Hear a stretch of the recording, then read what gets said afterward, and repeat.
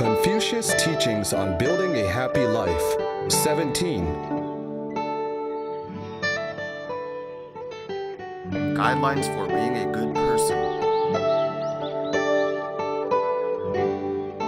A foundation for Mahayana Buddhism practice.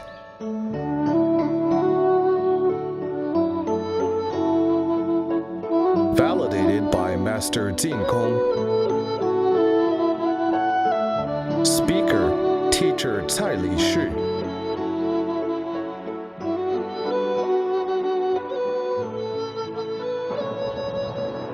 Elaborating 弟子规 in detail. 17. Hello, my friends. Greetings to you all. Dear friends, we have just mentioned that Emperor Ming Taizu gave 2 large pears to Zheng Lian.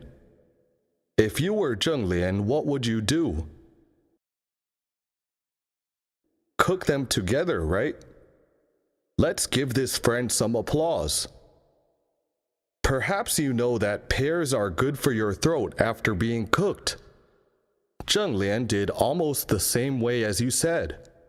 He took 2 big water vats, smashed the pears, then put 1 pear in each vat and let the pears blend in the water.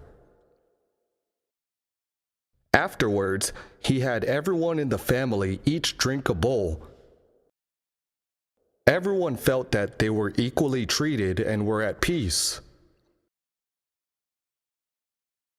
Although the emperor was not closely related to Zheng Lian, he felt this elder was worthy of respect. Later, Emperor Taizu asked him, "How do you manage 1,000 people? What method do you use?" Zheng Lian answered, "Do not listen to woman's words." My lady friends, don't get upset by this answer and say, "I do not want to listen anymore. I am leaving." Do not interpret the meaning of a phrase literally, because the implication of each saying is derived from the background of that era. We must understand that women in ancient times had fewer opportunities to study the saints' and sages' teachings. It is inevitable that they were more selfish, since they did not understand the broad mind of the saints and sages. As long as they were selfish, wanting to keep more for their own children, it would cause others complaints. That is why resentment arises from selfishness. When many cells in the whole family start to have contention, the entire 1,000-cell family will break up.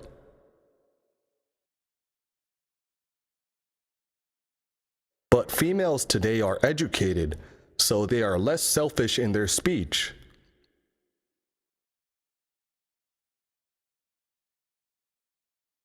Nowadays, it is very likely that men are more selfish, only thinking of themselves. Such men's personality will be more like the women's. So we must understand this phrase from its broader meaning. It means that we must never be calculating in the family, because it will surely cause disputes that way. There must be a reason why Zheng Lian's family of 1,000 people was able to live harmoniously. Why do people compete? Why? They think that what was obtained from fighting is theirs. The next phrase teaches us a very important method on how to let our siblings and family interact harmoniously and happily. When I do not value wealth much, how can there be resentment? When I hold back not speaking hurtful words, grudges will naturally die out. In ancient times, there was a child named Kong Rong who was only 5 years old. When the family was distributing pears, to whom would he give the bigger ones? His older brother. In fact, this attitude is completely correct because he might have done less housework than his older brother. Nowadays, people often talk about equal and even advocate that parents should be equal with their children. Is this concept correct? It depends on how you interpret it. It should be equal from the aspect of identity.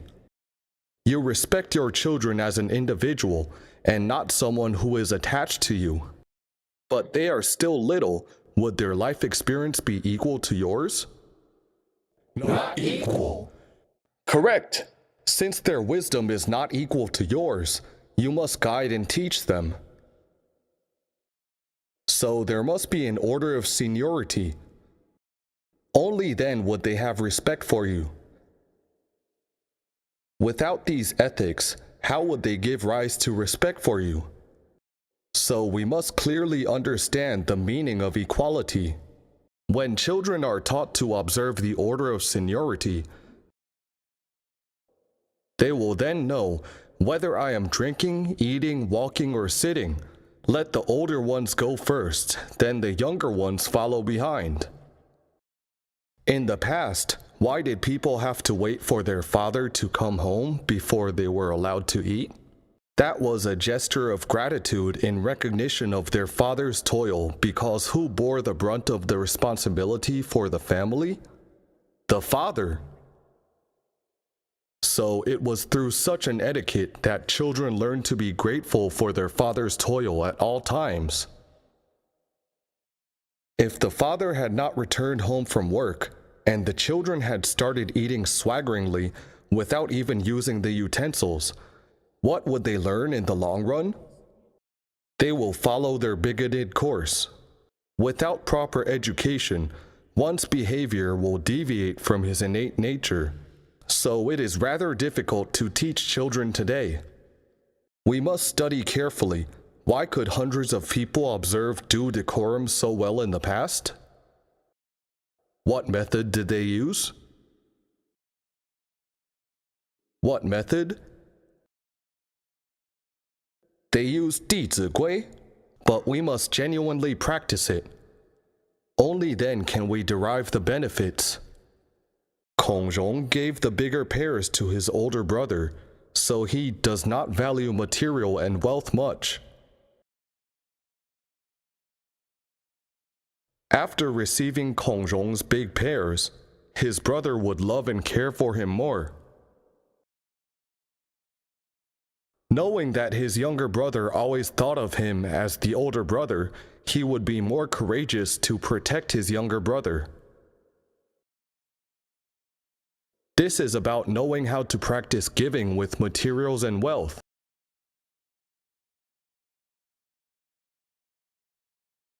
During the period of 5 dynasties, there was a scholar named Zhang Shixuan. Because his father died early, he was brought up by his uncle. When he was 17 years old, his uncle told him, "Since you are already a grown-up, we can now divide our ancestors' inheritance into 2 parts. One for you and one for me." Zhang Shixuan immediately said to his uncle, "Uncle, you have 7 children, so the estate should be divided into 8 parts."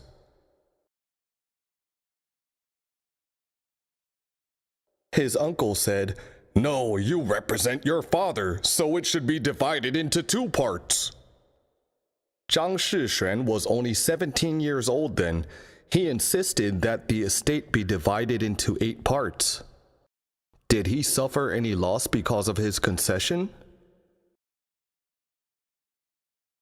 What did he gain in return? He had further improved his virtues and brought happiness and harmony to his family, as well as broadened his big heart. As the saying goes, the bigger the heart one has, the more blessings he begets. When he was on the way to the capital city for the imperial examination, he bumped into a fortune teller who noticed many hidden merit marks on his face. This meant he had accumulated many hidden merits. The fortune teller told him that he would definitely pass and rank high in the exam.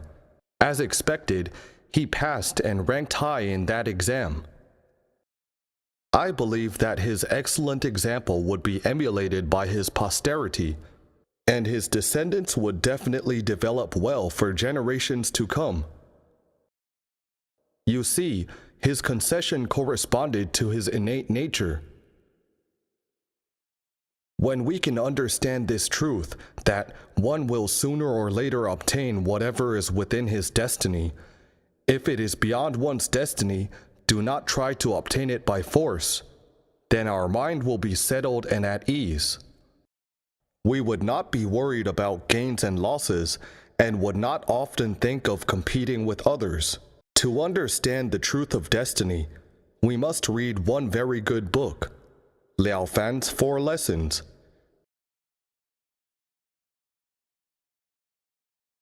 By understanding the truth, our mind would then be at peace and would not compete with others. When Mr. Ren Liaofan was young, he encountered a very skilled fortune teller named Mr. Kong. Mr. Kong was the successor of the direct line of the Huangzi method. So he was very accurate at calculating and predicting. Dear friends, you have experienced fortune telling before, haven't you? I heard it is now very costly to visit a fortune teller, isn't it? If your destiny can be calculated and foretold, then you have come to this life in vain. It indicates that you have made no dedication and have not fully utilized your life. How could one's destiny be calculated accurately? It is because one's good and bad karmas would manifest in his life, so his destiny can be calculated accurately. Most people would feel that the fortune tellers could predict their destiny quite accurately. But some people's destiny cannot be calculated correctly. Who are they? The destiny of the 2 types of people that cannot be predicted are people who have performed significantly good deeds and those who have committed serious offenses. Most people do few good deeds, commit minor offenses, plus do not broaden their minds. All they think of are their children, grandchildren, spouses, houses, and money. Since they neither perform any major good deeds nor commit any grave offenses, their destiny can be accurately calculated. There are addition, subtraction, multiplication, and division in one's fate. For example, if you have 10 million in wealth in your destiny, and you have performed some minor good deeds, how much will be added to your 10 million? 50,000. Your destiny can be accurately calculated. If you committed minor offenses, and your wealth would have become 9,950,000, then this is very close to your fate of 10 million, and can be calculated quite accurately as well. But if you performed many good deeds, your 10 million would be multiplied by 5, which is equal to how much? 50 million. Your destiny will definitely be inaccurately calculated. If you committed some grave offenses, your 10 million would be divided by 5, which is equal to 2 million. Your destiny would not be accurately calculated either. From this principle, we can understand that even if a person had successfully gained 2 million by illegal means, that 2 million would actually be what he had in his destiny. He might still be bragging about his great ability to make this 2 million, not knowing that he had actually lost 8 million. So the virtuous gentlemen are happy to be virtuous because their minds are at peace due to understanding the truth.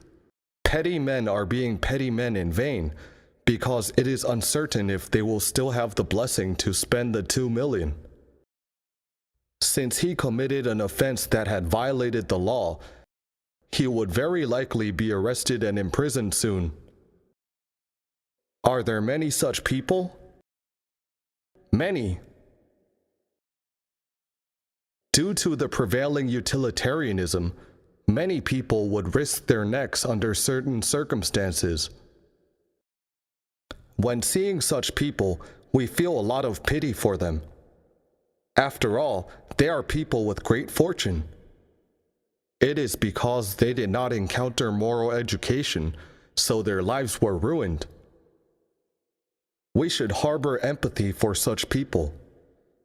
As the Infinite Life Sutra states, the past generations committed evil deeds because they did not know ethics. No one had ever told them, so they should not be blamed. Neither his parents nor grandparents had taught them. Nowadays, just like when I passed the teaching exam, what is the first sentence my relatives and friends asked? How much will you make per month? So they were not taught that we can create our own destiny as long as we broaden our mind. Since they were only taught to seek profits, they definitely would not be able to resist temptation. Having understood the principle about destiny, our mind will be at peace due to having acquired the truth. Only then can we implement the teaching. When I do not value wealth much, how can there be resentment? Our family will then be harmonious and peaceful. When we come across students competing, what should we do? There was a student whose class happened to eat watermelon one day. When the watermelon was cut and served on the table, many of the students hurried to finish their meals. What were they intending to do? After finishing their meals, they walked as fast as a flying arrow to grab the biggest slice of watermelon. My friends, if they were your students, what would you do? You could see a chaotic situation at that moment. This teacher stayed very calm and maintained her composure when seeing this chaos. After the students had finished their meals and had taken their afternoon nap, she asked the students during the first lesson in the afternoon, "Dear students, if we grab the first and biggest slice of watermelon, what will be the resulting effect? What influence can it cause? Please tell me your opinion." Did the teacher point out which student grabbed the biggest slice? No, she did not. She was saving the face for them. Many students commented, "Grabbing the biggest slice, such kind of people are selfish." The teacher continued, "Would you befriend such kind of people?" They said, "Of course not." Through this incident, the teacher let her students understand that their every move and deed affects their image in the hearts of others. Otherwise, desire makes one lose his mind. When driven by desire, they would only think of grabbing the biggest slice and would not realize the consequences they had already caused. The teacher continued, "If this student was very happy grabbing the biggest slice and ate it immediately, his digestive system would definitely be negatively affected, right? Because eating too fast will result in poor digestion. Furthermore, how long would he be happy with the biggest slice he got? Only for a short while. When he saw how other people looked at him, his happiness would immediately turn into discomfort. Besides, when he managed to grab the biggest slice now, what would he want to get the next time? The biggest one still. If he failed to grab it next time, his happiness would turn into misery. He would think, 'So mad, I did not get it.' When a person always fights for the best, what would he do when he fails to get it? He might come up with improper ways to get it, even to the extent of stealing and robbing." After finishing saying it, the teacher did not draw any conclusion, but let them discuss among themselves. As a result, the situation was different the next day. They intentionally picked the smallest slice. Indeed, students are very receptive to teachings as long as teachers and parents are willing to teach them. This is about, when I do not value wealth much, how can there be resentment? Usually, a child who is willing to yield would earn the elder's special care. The next phrase is, when I hold back, not speaking hurtful words, grudges will naturally die out. When people get together, the most conflicting situation is in speech. When there are conflicts in speech, you will easily lose your temper.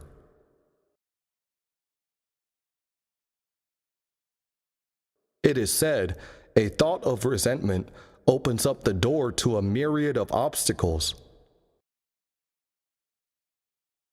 Where is the door of obstacles?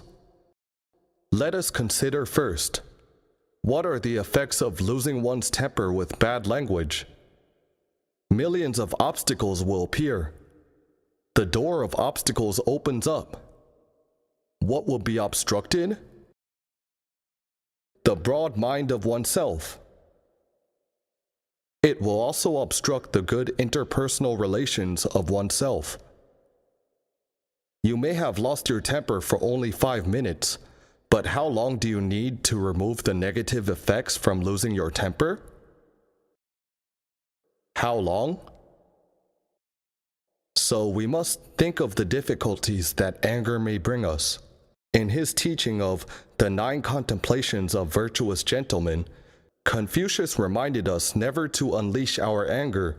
We must be prudent, because once we get angry, it would be very difficult or even impossible to restore our original state. That is why we must think of the difficulties that anger may bring us. A saying also denotes, when the body is cut with a sharp knife, it is easy for the scar to heal. When there is a knife wound, it may take just 1 or 2 weeks to heal. But when we use bad words to hurt others' feelings, how long would it imprint on others' hearts? The grudge will be very difficult to extinguish. Life is so short. Why not interact harmoniously? When we see such results, we must find ways to overcome our anger. And to what extent should we exercise our effort to control anger? To the extent that the Chinese character forbearance implicates. Let's analyze this compound ideograph character. What is the skill of forbearance? The top radical of the character is a blade, and the bottom radical is a heart. It signifies when people take a knife and stab it in your heart, you have to remain unaffected. No matter how other people scold you, you just don't talk back. One hand clapping will not produce sounds, so nothing will happen. If you could practice forbearance to such an extent, you would definitely win great admiration from people around you. Indeed, forbearance is a grand subject to learn. Our forbearance skills are being tested at all times in all places.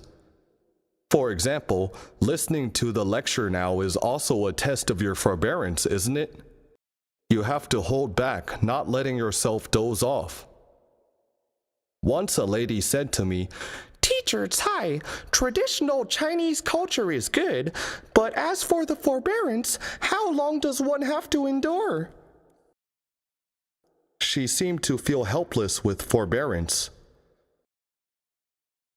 I said, "If you have such a mentality, I guarantee that your forbearance will surely end up in an explosion." For example, after learning these lessons, you know that a husband and wife should be mutually considerate. So you suddenly become very hardworking when you go home. You start to clean and tidy the house, but your husband does not notice because you are always looking at your husband when you are doing the chores. After doing it for a week, your husband still does not give any response. Suddenly you feel a surge of anger. Then you throw the broom on the ground and say angrily, "Can't you see I've done so much?" If you failed to forbear your grievance and exploded with anger, what would happen? All your previous efforts would go down the drain. Your husband would immediately give you a cold-eyed stare and wonder what you have learned from 弟子规. So the skill of forbearance is to endure situations through a clear understanding of the truth and put the overall situation into consideration. Because everyone, such as husbands and wives, come from different families, their living habits vary greatly. As the saying goes, 3 feet of ice is not formed by one day's chill. Understanding this, we know that it is impossible to have an instant change. At this time, we must set our minds at rest. Whether others are right or not is none of my concern. I must do my part well. It is my duty, so I do it with peace of mind due to understanding the truth. Naturally, your exemplary deed would be passed on, and you just need to let nature take its own course. When comprehending this principle, we would be able to accommodate others. So when you go back now and request your children to be diligent, you can't get angry if they cannot meet your expectation right away. If you do, your children are not at fault, but who is? Our own attitude is not right. There must be a step-by-step process to form a habit. We must do things according to the law of nature. We must endure things with the overall situation in mind, because if husband and wife often quarrel at home, and colleagues in a company often have disputes, the atmosphere in the family and company will be very bad and definitely decay eventually. Being able to endure is to be able to consider the overall situation. When we can practice forbearance in all situations, we will eventually awaken the other party's sense of shame. So we must endure situations through understanding the truth and consider the overall situation. When we were giving lectures in Beijing, there was a lady in her 50s. After attending the lecture on practicing fraternity outside home, she called her younger sister on the very same day. Due to an old quarrel, both sisters had not been talking to each other for 2 years. After listening to the teaching, she realized that she was at fault and called her sister right away. When the phone was answered, she immediately said, "Sister, I'm sorry." She only said 3 words, "I am sorry."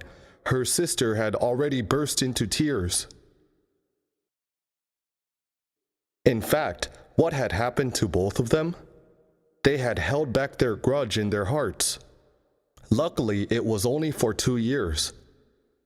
If it continued, I can guarantee that both of them would be at high risk for cancer because their circulation of blood and qi was all blocked. Why bother to create suffering for themselves? You see, it costs only one apology for all their estrangement to be resolved. The reconciliation not only dropped both sisters' burden from their hearts, but who else's? Yes, their father and their mother. So it is true that we can make our lives happier and happier as long as we can let go of certain bad habits and attachment.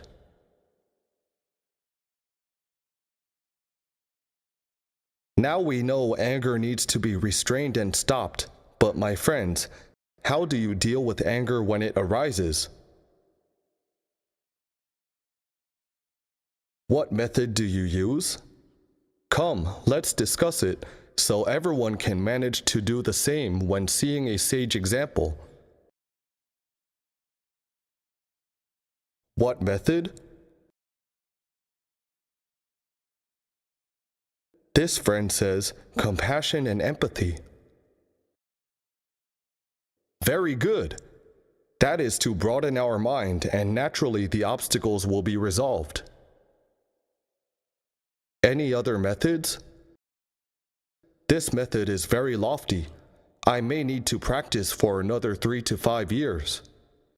It is indeed very important to tackle anger, because when a person's anger is not eradicated, it will hinder his entire physical and mental state. When I discussed this matter with a lot of friends in Shanghai, they said that they would call someone to complain and vent their rage. I asked, "How did you feel after venting?" They said they felt much better. I said, "You have felt much better, but not so for your friend." Your friend would say, "Life is too short already. Why are there so many conflicts?" So we shall not throw our rubbish to others. Many people become a trash bin for others, don't they? What will happen when one becomes a trash bin for others? The garbage will eventually overflow. You see what happens to those who are specialized in giving others psychotherapy. So we must elevate our state to a higher level, to become an incinerator. Once rubbish is thrown into the bin, we can immediately burn it to ashes. This can be achieved through our virtues like this friend just mentioned. Use a mind of compassion and benevolence. The answer is actually in the Chinese characters. We must pay particular respect to Chinese characters from now on, because our ancestors created the only symbols in the world that imply the philosophy of life. Only Chinese characters can achieve this. Except for Chinese characters, there are no others like them. Let's take a look at the character Nu, an ideograph compound character. The top radical is a slave, while the bottom radical is a heart. It signifies when a person becomes angry, his heart has become the slave, and he is led by the nose with his bad habits. He would not dare to go west when his bad habits drive him to the east. Let's observe. Many people who have lost their temper would feel very regretful afterwards. How could I be like that? They would really regret it, right? But they would never be able to rewind time. There was a father whose son's temper was extremely bad. In order to teach his son, he said to him, "Now, every time you lose your temper, go to our backyard and drive a nail into that wooden post." Whenever the child lost his temper, he would go and drive a nail into the post. In the beginning, there were 5 or 6 nails a day. After doing that for several days, the child was shocked to see how dense the nails were on the post. He suddenly realized how bad his temper actually was. As a matter of fact, many people who have had bad tempers would sometimes say, "My temper is considered good now. If I was like a few years ago, you would have no idea how bad I would make you feel now." They are still not aware that they have a bad temper. When this child realized that his temper was so terrible, he started to contain his rage. After a period of time, he did not lose his temper. His father then said to him, "As long as you don't lose your temper today, you can go and pull out one of the nails." His son went to pull out the nails with a great sense of accomplishment. Suddenly, one day, he had finished extracting all the nails. Being delighted, he ran to report to his father, "I have pulled out all the nails." His father calmly took him to the pole and said, "Even though you have extracted all the nails, how many holes are left on the post?" Can it return to its original look? No, it cannot. When the body is cut with a sharp knife, it is easy for the scar to heal. When we hurt others with bad words, it is very difficult to extinguish the grudge in their hearts. No matter how you apologize later, the relation would not necessarily return to its original state. Understanding this, we must be more vigilant. Next time when you are about to lose your temper, you must remember the teaching. When I hold back not speaking hurtful words, grudges will naturally die out. This phrase is like a beam of light shooting into your head. Can you do it? I guarantee that you will receive this result if you read 弟子规 once in the morning and once at night. There is a friend in Beijing who has been conscientiously reciting 弟子规 twice a day. She said that the hardest part for her to practice is the teaching of, if a person has a shortcoming, I should never expose it. Since she has gotten used to talking about others' rights and wrongs, it is difficult for her to rectify her bad habits even though she has learned. However, when she is about to talk about others' rights and wrongs, this phrase in 弟子规 would flash across her mind, and she would quickly shut her mouth. It is very effective. We can memorize this phrase in 弟子规 or think of the difficulties one will encounter after venting anger. We must have aspiration in life. We must be the master of our own lives. Do not let bad habits dominate our fate. Bringing forth such an aspiration to overcome our bad habits, we can transform our anger, 怒, into forgiveness, 恕. Do these two characters look alike? Yes, they look alike. By removing the sharp edges a bit, anger will turn into forgiveness. The top radical is accord, 如, and the bottom radical is heart, 心. It is a compound ideograph character. The implication is to put yourself in others' shoes and think according to others' hearts and perspectives. When doing so, your anger may already be half gone. When I was teaching in school, some of the children's behaviors were indeed deviated. Sometimes we would wonder why they still behaved in such a manner, despite their age. But we should not keep wondering and circling around the results. We should find out the cause. Often when we took time to investigate their family situation, we would develop empathy for them. Since no one took care of them, they then developed those bad habits. Your anger immediately turned into forgiveness. The fire of rage had transformed into compassion.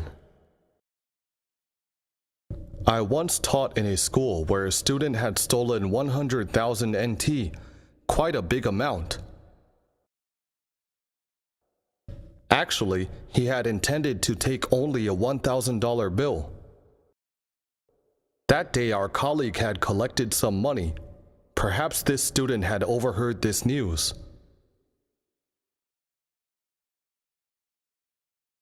So we as elders must also be cautious with our conversation. As people often say, do not expose your wealth. Once money is exposed, it might cause others to have a criminal motive. So he initially wanted to take only a $1,000 bill, but ended up taking all the money in a hurry. My colleague was also very alert. Realizing this student was still in school, she quickly ran back to stop him and said, "You, come back here!" In hoping that this child would learn this big lesson, my colleague arranged for the police to make a record.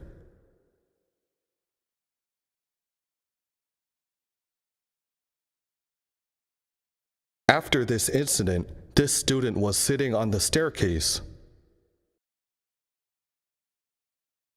I happened to have no class for that period and passed by that place.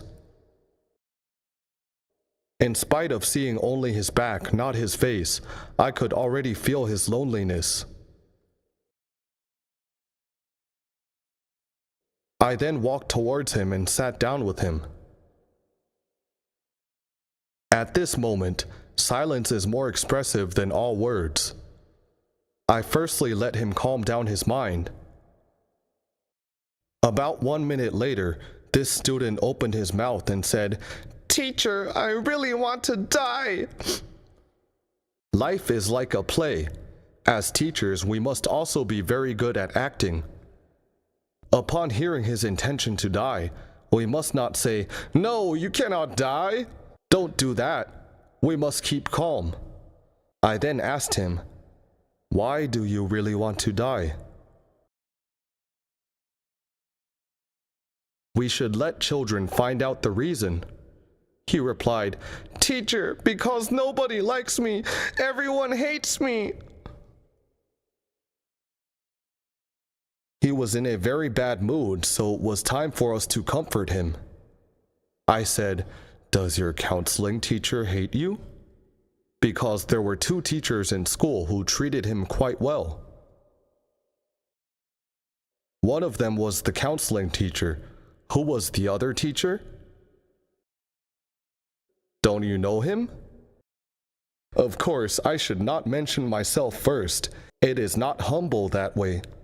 So I first mentioned his counseling teacher. After listening, his mood was slightly better. I said, "Does Teacher Tsai hate you?" He shook his head. When his emotion was more stable, we could then talk nicely to him. I said, "Since you know that people do not like you, what is the cause?" He said, "Because I often hit people, I often yell at people." I said, "Then stop hitting people, stop yelling at people, won't you earn their liking?"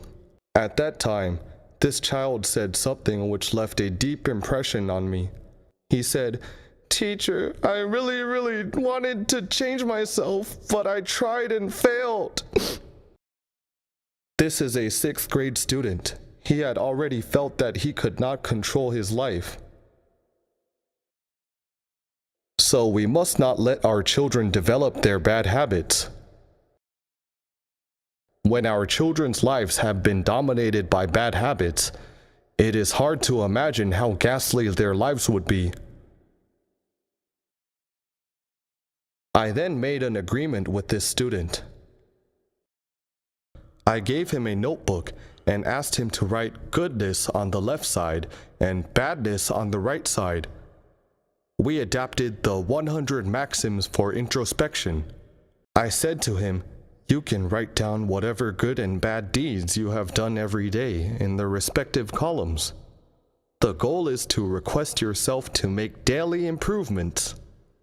Honestly, this student had been living with his bad habits for over 10 years. If you can spend 3 years to rectify him, you can be considered a great teacher of the time already. Without a doubt, we must have patience to accommodate others. We can then broaden our mind to transform anger into forgiveness. When you can always forgive others, I believe your entire life will take a turn for the better. Okay, let's move on. The older children should be friendly, and the younger ones should be respectful. When siblings get along harmoniously, filial piety already exists in their actions. Since we have learned many exemplary stories of past sages, do you feel there are any differences reading them now? When I do not value wealth much, how can there be resentment? When I hold back not speaking hurtful words, grudges will naturally die out. Let's continue to see the next phrase. Let's read it together. Whether drinking, eating, sitting, or walking, I should let the older ones go first, then the younger ones follow behind.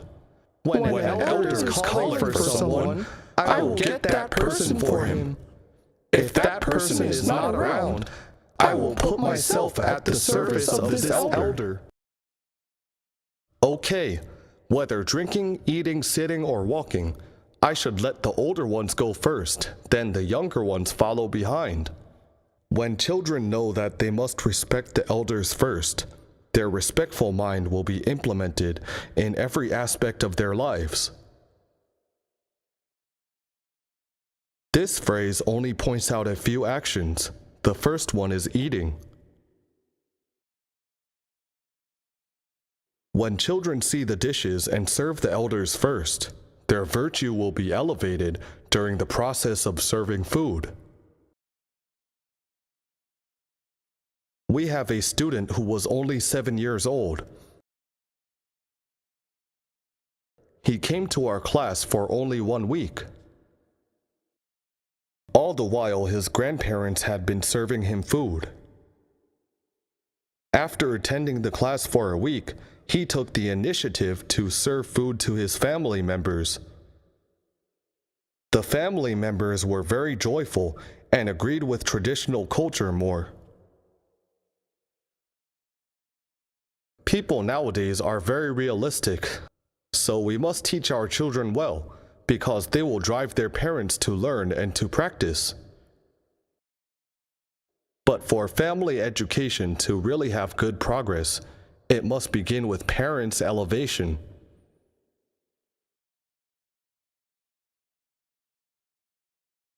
In the beginning of the lesson, we mentioned that to teach our children, we must teach ourselves first.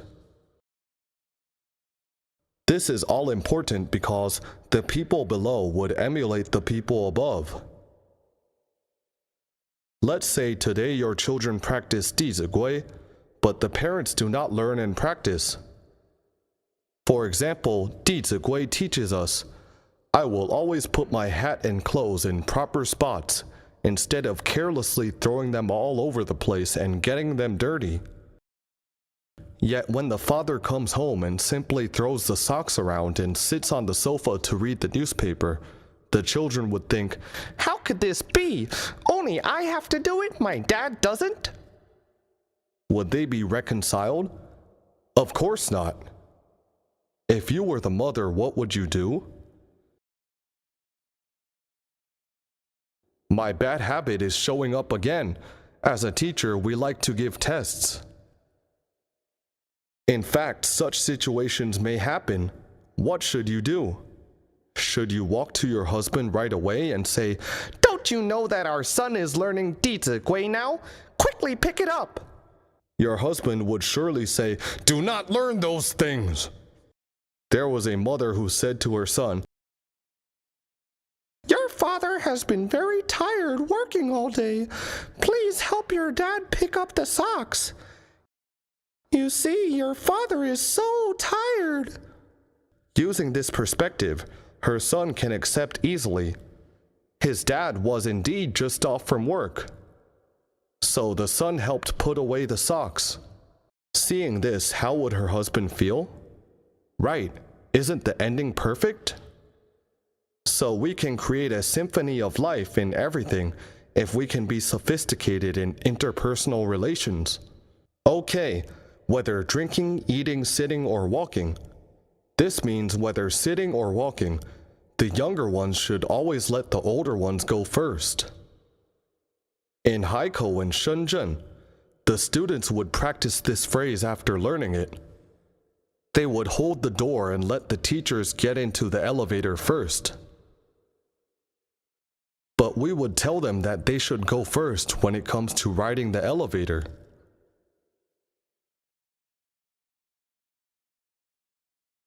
Why? If the child is still young, it can cause danger when the door is not well controlled at times. So even though this is a principle, we must know how to accommodate to the circumstances.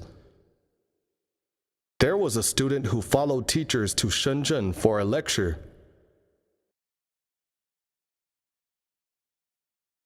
This child is quite remarkable.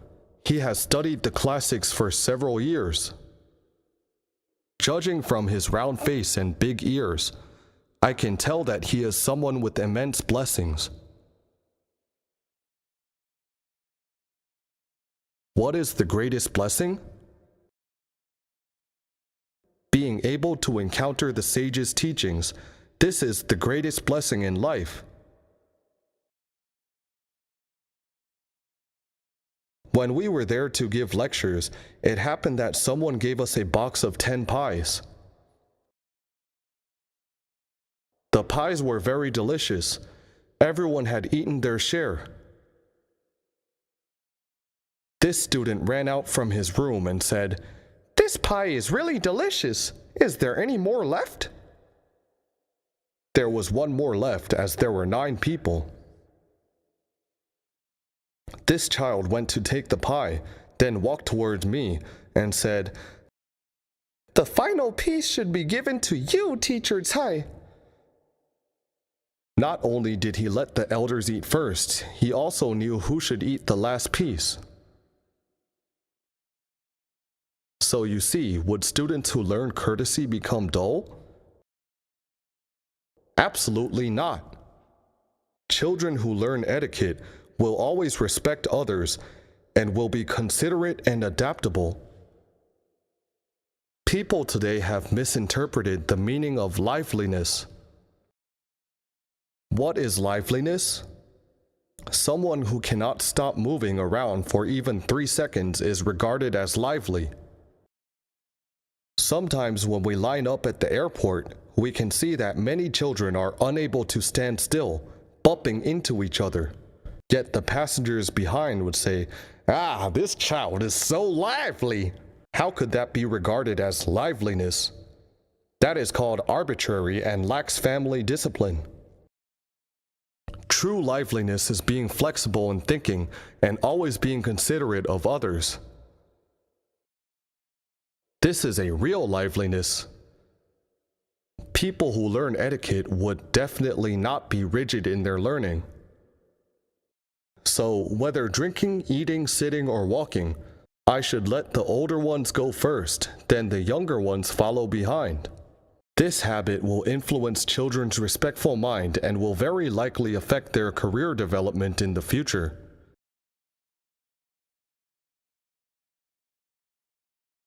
Do you believe it? Once, a principal of a kindergarten told me that he hired some teachers in their 20s to teach in his kindergarten.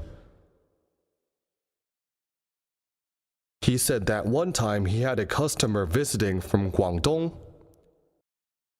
He then brought some of his teachers to have dinner with this customer together.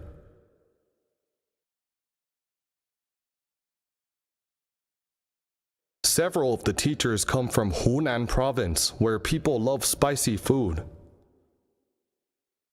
People from Guangdong province do not really favor spicy food. What food should we order when we give the Guangdong client a treat?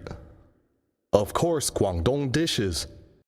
After taking the orders, they started to eat. While eating, the teachers were complaining that the dishes were very unpalatable. Why did the boss bring the teachers there?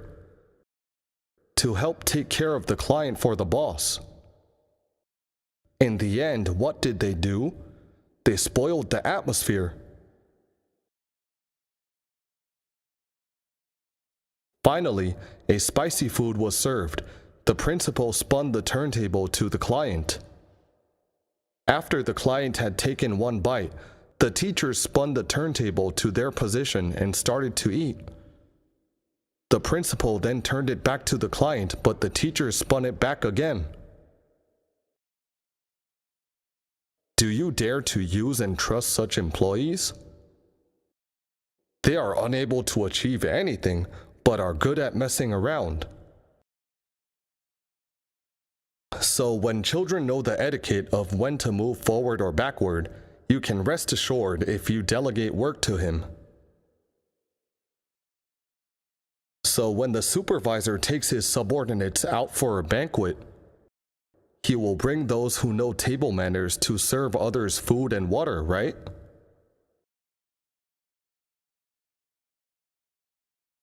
Correct. So to serve food and drinks must be natural. It requires practice to treat elders this way from a young age. Okay, if you have such an attitude, You can then help your next generations pave a good path in their future. That's all for today. Thank you for listening. For MP3 and full transcripts, please visit mahayanapureland.org. No copyright.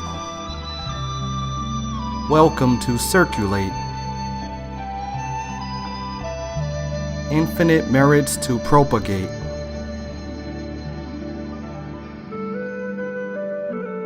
Filial to parents, respect to teachers. See you again.